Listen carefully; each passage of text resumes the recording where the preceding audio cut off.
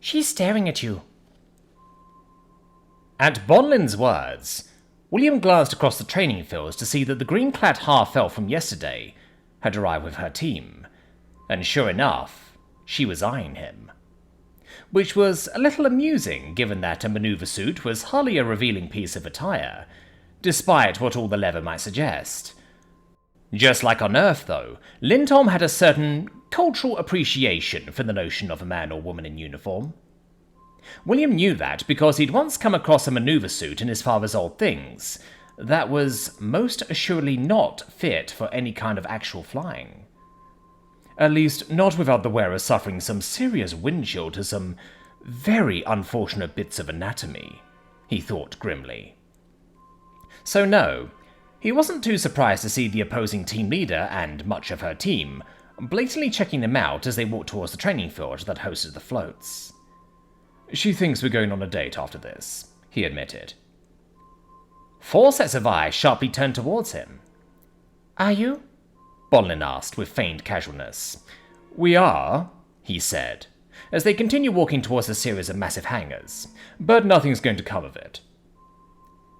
He'd made that clear from the outset, but the girl from House South Shore had insisted on some form of payment, and that was the only one he'd had to give. Otherwise, she planned to offer her training slot to another member of her own house. Which was admittedly not a bad move, given the labyrinthine system of favours noble society operated on. By contrast, offering their training slot to his team benefited hers nothing, beyond the fact that it would keep the secret opportunities for said training slots secret a little longer. So, he'd agreed. It wasn't like he had much recourse. Admittedly, it wasn't a serious thing. The date was an opportunity for her to woo him, and maybe receive a little affection in return for her efforts. That she had less than no chance of success wasn't William's problem. He had paid attention to the tutor's lessons on the subject of unwanted suitors, and he knew how to put out all the classic lines that would be expected from a man that was politely disinterested. All in all, it promised to be a thoroughly uninteresting evening. For him, at least. Bravo, given who your fiancée is, Bonling commented dryly, as she regarded the other women from behind. Do you think she doesn't know? Olzenia scoffed at the dwarf.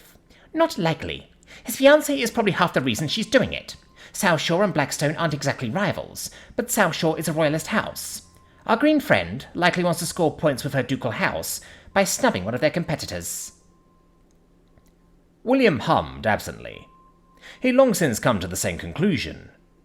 Fortunately, the fact that his coming liaison might irritate his fiancée was a non-factor for him. Oh, he didn't enjoy it, but he'd made peace with it. Because, honestly, he'd say she'd made herself his enemy, when she totally ignored his autonomy by going over his mother's head to get his team changed, but that would be incredibly hypocritical. The truth was, he'd made himself her enemy by ignoring her for years. It was a move he still didn't regret. Because so long as she chose to go forward with the marriage against his wishes, she was his enemy. Everything else was a non-factor. The right to choose was, well, he didn't want to say sacred to him, but the word was close. Did I do my clasp wrong? Verity asked quietly, as she fidgeted with her helmet's neck strap. William coughed, quickly turning his gaze to the side. No, it's fine. I was just double-checking. He did feel a little guilty when the orc fled with pride at his white lie. It was better than the alternative, though. Verity didn't like people looking at her neck tattoo. Even if it's covered right now, he thought absently, as he regarded the orc. Where the rest of the team were equipped with little more than a helmet, saber, breastplate, and, in Marlene's case, shoulder pads, Verity looked like a fully armoured knight. And while the armour in question looked just a little dented and battered, it would still have been an obscenely expensive bit of kit back on Earth during roughly the same time period.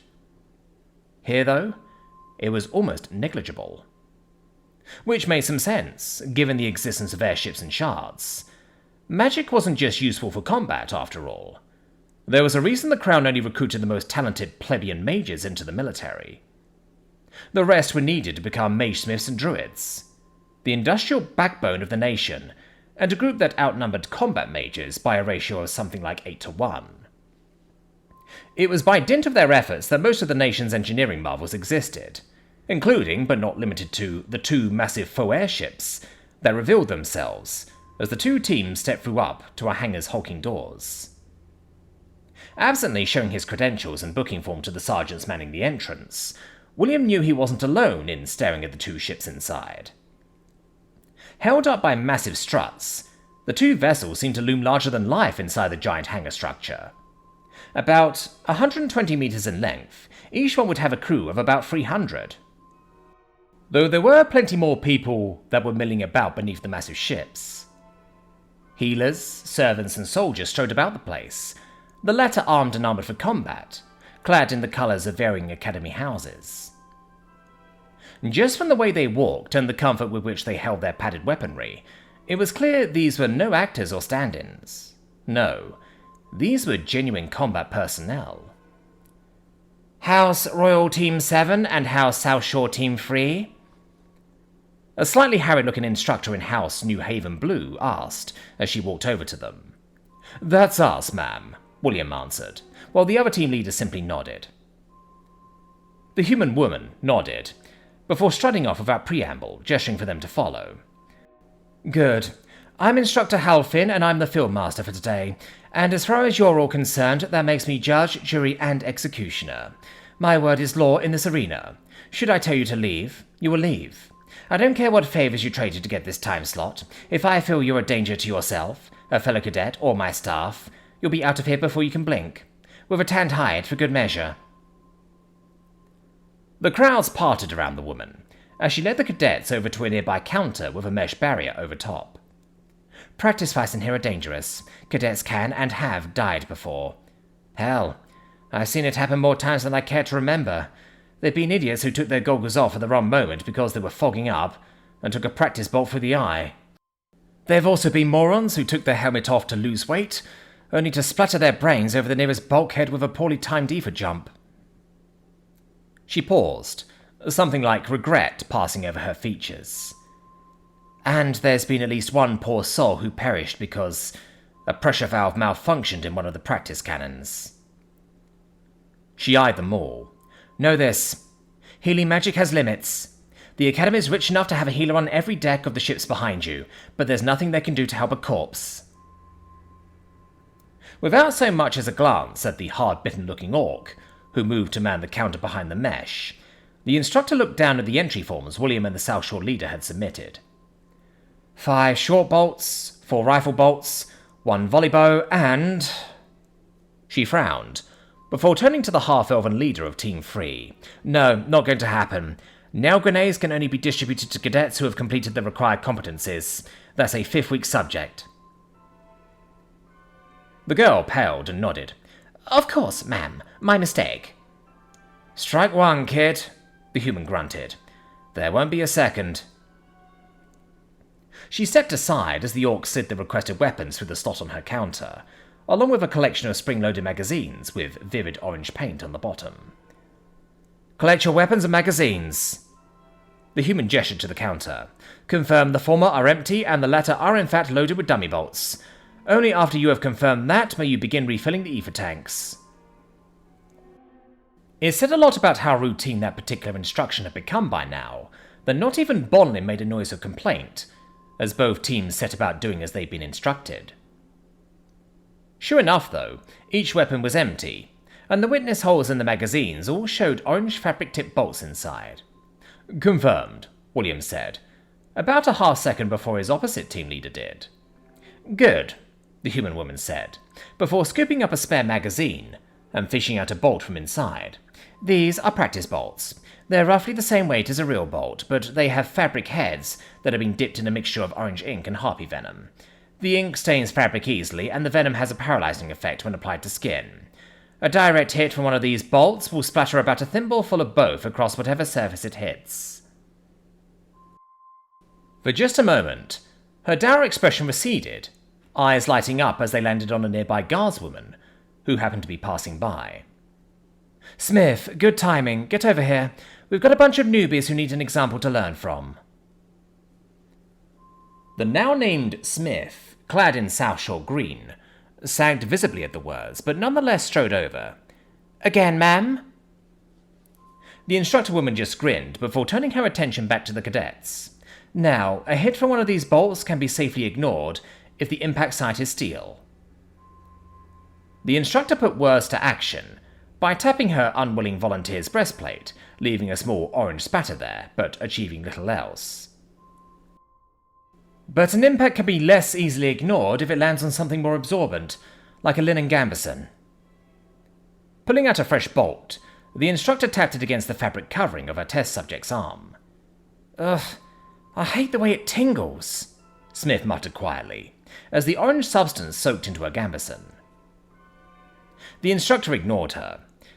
"As we all know, harpies need their prey alive. To that end, while a smattering of this substance may make a man or woman go weak in the knees when applied to skin, it won't affect their breathing or heart. Despite that, as you can see, it is fast-acting." As William watched, the soldier's limbs started to droop before going entirely limp. "Effective, no?" the instructor said. "The effect lasts for about 30 minutes, give or take." She eyed Verity. "Though I imagine Big Girl over there will be up and about before the rest of you." Verity flushed a little at that, but kept a firm grip on the oversized cannon in her arms. "Also," the human woman tapped a third bolt against the soldier's neck. "Shit!" the gas woman managed to slur out, just before she dropped like a stack of potatoes. Though, to her tormentor's credit, the instructor did catch her before she hit the deck. "As you can see," she said, as she lowered the gas woman to the ground with surprising gentleness, "the paralytic effect is significantly faster acting and effective when applied to areas with high blood flow, not unlike a real wound." Standing up, she brushed down her pants. "Now, on to scoring. Your team can win by either eliminating mages on the other team, capturing and returning the enemy core, eliminating enough of the plebeian crew to render the ship inoperable, or doing enough damage to the structure that it sinks, with bonus points for taking out propellers, steerage, and/or ether piping." William raised a hand. "Are spells allowed for this exercise, ma'am?" A frown stole over the instructor's face. "No, there'll be no invoking of offensive contracts on my field. I don't care how specific you think your terms are, the fulfillment of them ultimately comes down to your contractor. And I don't need one of my people roasted because your faith thought that your daddy issues deserved a fireball with a little extra oomph." "So, how do we damage ship components?" his opposite number asked. "While you aren't allowed to make use of offensive contracts on the training field, you wouldn't suffer that limitation in a real combat environment. To that end, once you are within 5 feet of the piece of equipment you intend to damage, you may say, loudly and clearly, 'Equipment damaged.' A servant placed in each room will note it down and relay the results to me." She eyed them. "Is that clear?" All of them nodded, even if some people, Olzenia included, didn't look too happy about being handicapped in such a way. After all, while a mage's first line of offense was generally their bolt bow, that didn't mean their spells were useless. Far from it, they were an incredibly powerful ace in the hole. For his part, William was a little annoyed that he hadn't told his people to prep defensive spells in preparation. The instructor cleared her throat. "On the defensive side, stone skin, water shields, and ice armor are all fine." Of those, William had water shield prepped. As for his other 2 spells, well, one was utterly useless given the lack of offensive magic, but the other, well, it wouldn't touch the person he used it on, so he supposed it was still legal. Theoretically. "Any further questions?" the instructor asked, only to receive a series of headshakes. "Good. Then follow the red or white painted lines on the floor. The ship should have been recrewed by now." As William and his team started following a white line towards the entrance ramp to the further mock airship, he idly heard the woman calling out behind them. "Sergeant, get someone over here to drag Sleeping Beauty back to her cot." Turning, he favoured Olzenia with a smile. "So, about our disposition for the coming fight. How would you feel about being captain? He almost felt guilty about the way the elf's face lit up, at the thought of being given the most important role on the team. So, you're all here as part of a rotation? Olzenia asked, trying to tamp down on her excitement, as the rest of the bridge crew barked out orders and received reports from down the bridge's many speaking tubes. Yep. Float 2's first officer smiled, between giving orders of her own, revealing a gap in the human woman's teeth. Spotted why Lindholm has the best navy in the world, Captain. Olzenia shivered a little in delight at the last word. Sure, she was only superficially acting the part of captain for the fight, as in reality she would actually be acting as a third Mage Knight defender, but it still felt nice to hear. Unfortunately, she wouldn't get the opportunity to actually play the role in full until their second year. As she was rapidly learning, their first year was going to predominantly focus on their personal combat ability. To that end, the role of directing the crew fell to the woman across from her. The first mate was the highest-ranking non-noble role on a ship, one that required years of experience to attain, and the woman certainly looked the part. While hardly disfigured or old, the large number of scars stretched across the human's face gave her a decidedly weathered look. At least, I don't think she's old, Olzenia pondered. She'd never been too good at judging human ages. Unlike elves who reach their prime and then maintain that for a decent number of decades, humans and orcs just kept aging. It was odd and impractical. So, does that mean our opponent's crew will be from South Shore like them? The elf asked, as she peered out a distant porthole to the other airship. Even from this distance, she could see a few crew members clad in the green of South Shore, moving about the foredeck. Beneath that, she could also see the gun ports of the other ship slowly opening as the cannons inside were pushed out. Despite knowing the things would only be firing weighted linen spheres rather than actual cannon shot, she couldn't help but swallow down a bit of nervousness at the sight. Nah, the crewwoman behind her said. Those bilge rats might be running the colours of South Shore, but they're all Navy women, tested and true, just like us. Just like us, huh? Olzenia's hand went down to touch the royal black fabric of her underarmour. She'd never really thought about it before, that she wasn't just a part of House Summond now. By swearing her oath of service, she was now part of the Royal Navy, just like the women behind her, and the hundreds below deck. For some reason, that thought was nice, to know she wasn't alone, that she was part of something. It made for a nice contrast from the constant one-upmanship of her house, or her own recent fight for team leadership with William. Shaking her head, she banished that thought by instead focusing on something slightly more pertinent. I don't even know where the staff of my own family's airship are trained, she realized. She should. The labyrinthine gem was the most important item that the family owned. Yet despite being a scion of the family, Olzenia had no idea what qualifications its plebeian caretakers held. Ignorant of her understudy's thoughts, the first officer continued. Stuff like this? She gestured around. It's damn good practice.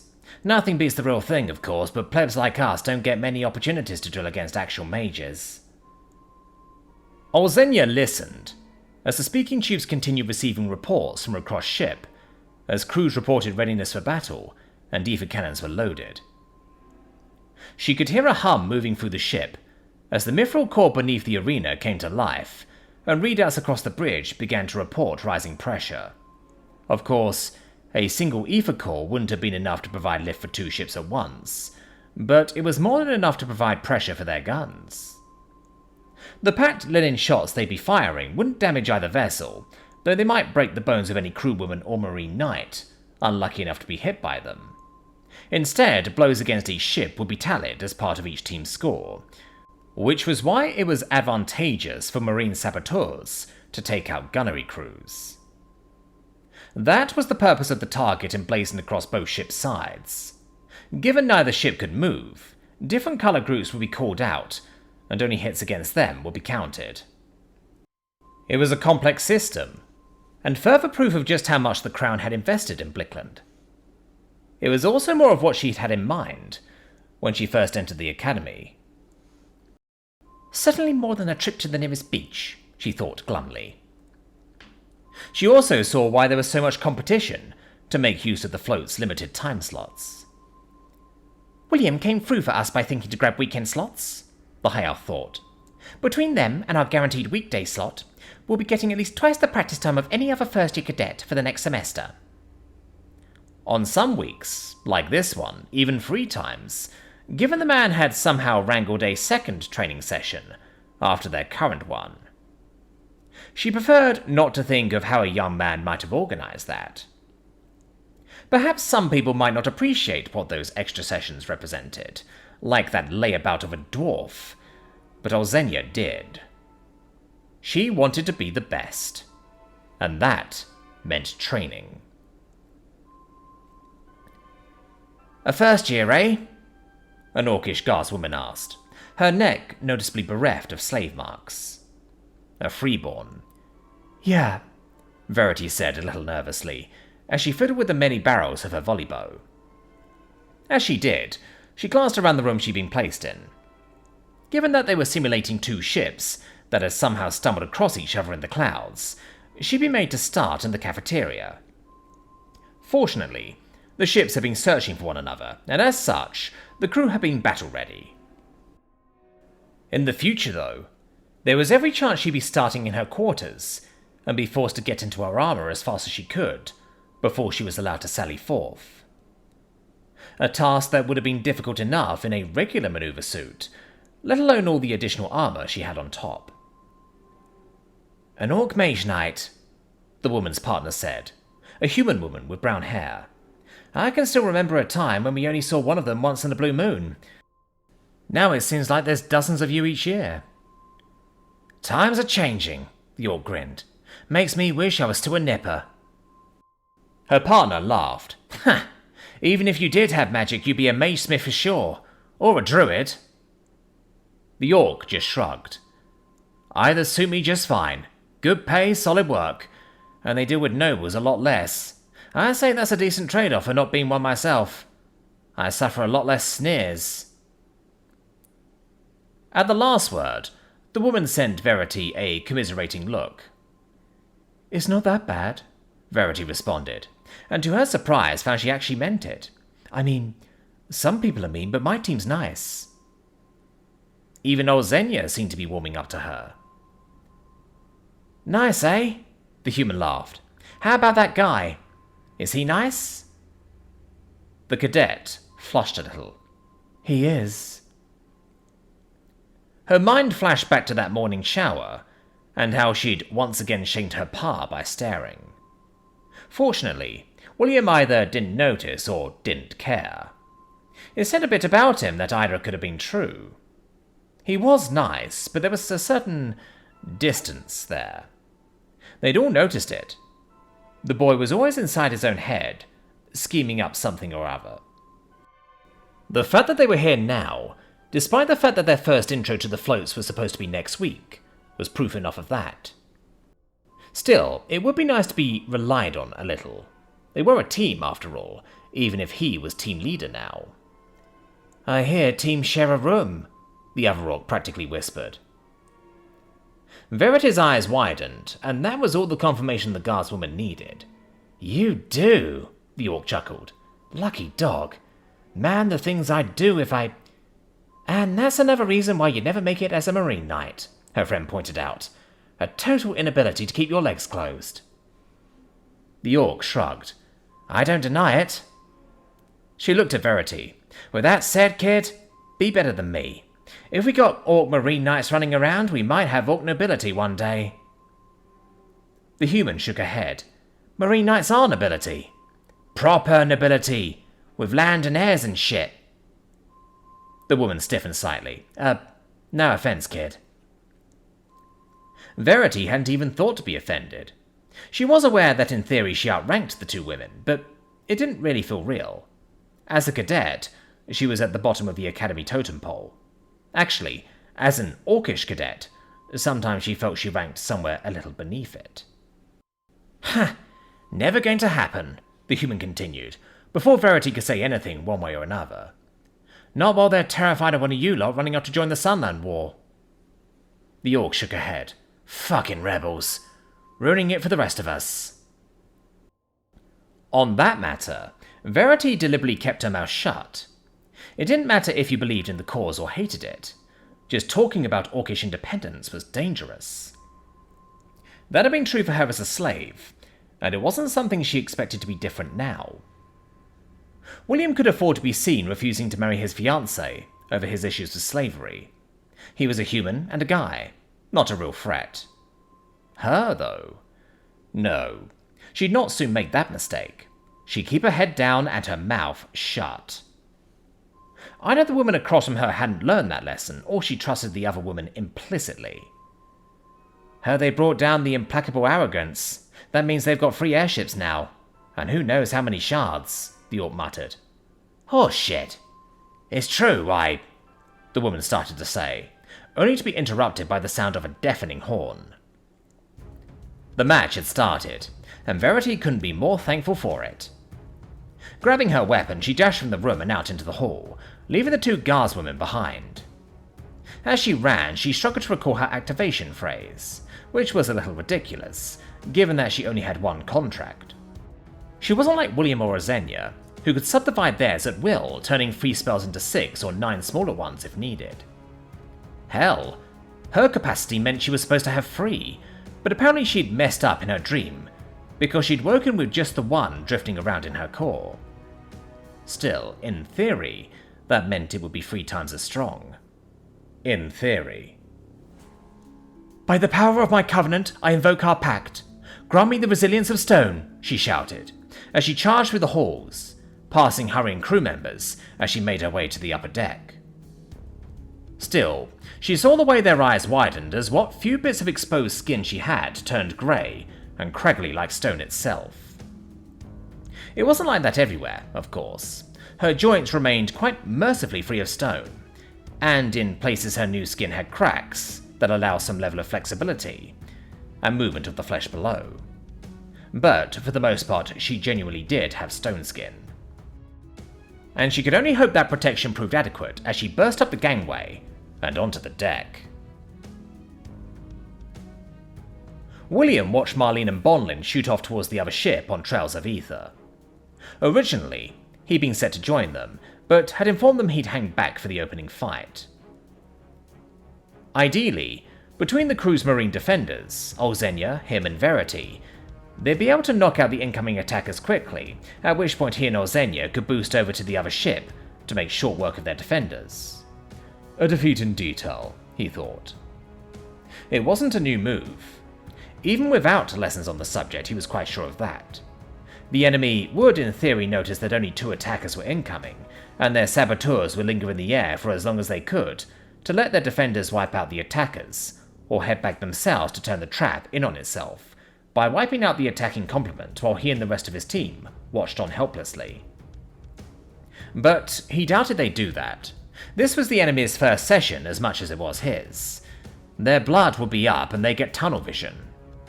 Indeed, even as he watched, the enemy were making a beeline for him. And from behind, he heard as much as saw, as both Verity and Olzenia appeared on the deck. The 2 couldn't have made for a more powerful contrast if they tried. Olzenia looked like a World War II pilot, who decided to strap a gas tank to her back before putting on a metal breastplate and picking up a slightly odd-looking machine gun. By contrast, Verity looked like a medieval knight who'd also strapped on a similar gas tank, and somehow laid her hands on a set of goggles and a Napoleonic-era volley gun. The picture of the 2 of them was almost as anachronistic as the ironclad-esque airship they were standing on, cannons letting out spouts of ether as the gas-powered weapons launched their payloads towards the other ship. But that's the world I found myself in, William thought, as he sighted in on the 2 figures, who were burning towards his ship with all the haste they could muster. Neither were trying to dodge. Apparently they'd forgotten to in all the excitement. Oh, they'd exchanged a bit of fire with Bolin and Marlene as they went past each other, but they'd be more opportunistic pot shots than genuine attempts to down them. No, their focus was clearly on reaching his ship. It likely helped that the crew members lining the rails hadn't fired yet, their crossbows not quite in range yet. The same could not be said about William's bolt bow. Poor as the weapon was, it did have a range advantage over its spring-powered cousins, if only barely. Though, as he pulled the weapon up to his shoulder, he couldn't help but think one thing. What do you call a soldier with a jetpack? His finger tensed slightly against the trigger. Skeet. The incoming saboteur really should have remembered to zigzag.